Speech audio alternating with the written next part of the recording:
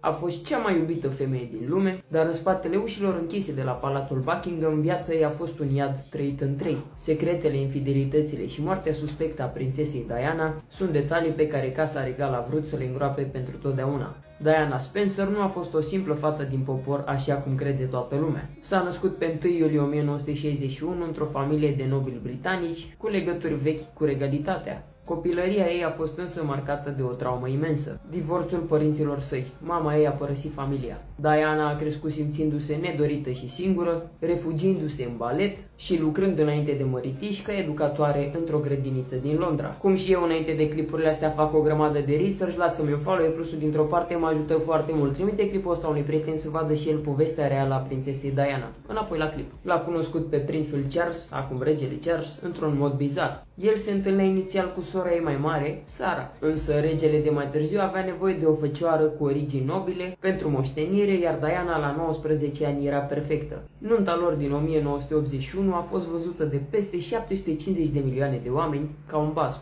dar în realitate pentru Diana a fost un blestem.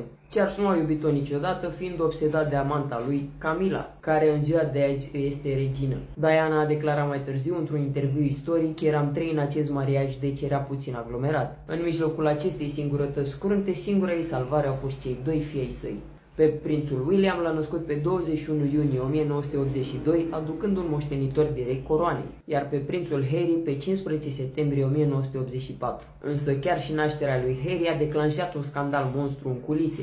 Când Charles a intrat în salon și l-a văzut pe Harry, primul comentariu a fost o jignire. "Oh, doamne, e băiat și are și părul roșcat?" zice regele Charles, părăsind camera imediat pentru a merge să joace un meci de polo.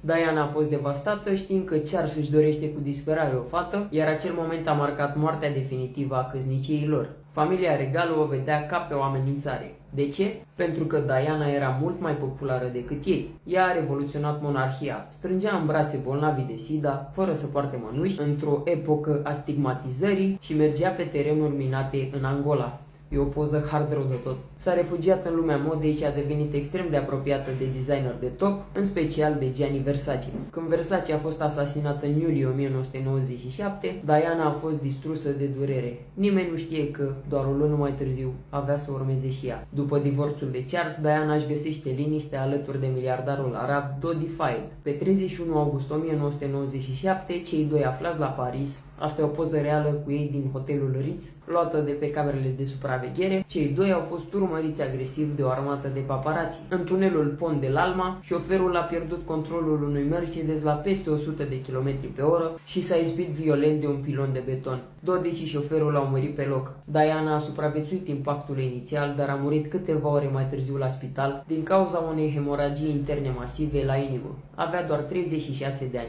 Oficial s-a spus că șoferul era beat și sub influența antidepresivelor, însă teoriile conspirației au explodat și refuză să moară chiar și în ziua de astăzi. Tatălui Dodi a susținut ferm că MI6, serviciul secret britanic, l-a asasinat la ordinul familiei regale pentru a nu lăsa ca mama viitorului rege să se căsătorească cu un musulman și să aibă și un copil cu acesta. Dar mai mult a ieșit la iveală o scrisoare în care chiar Diana însăși scria cu câteva luni înainte că se teme că Charles îi va înscena un accident de mașină prin defectarea frânelor. Vă las să citiți. A fost un accident grav provocat de paparații sau o execuție mascată la ordinul coroanei? Tu ce crezi? Scrie-mi părerea ta jos în comentarii.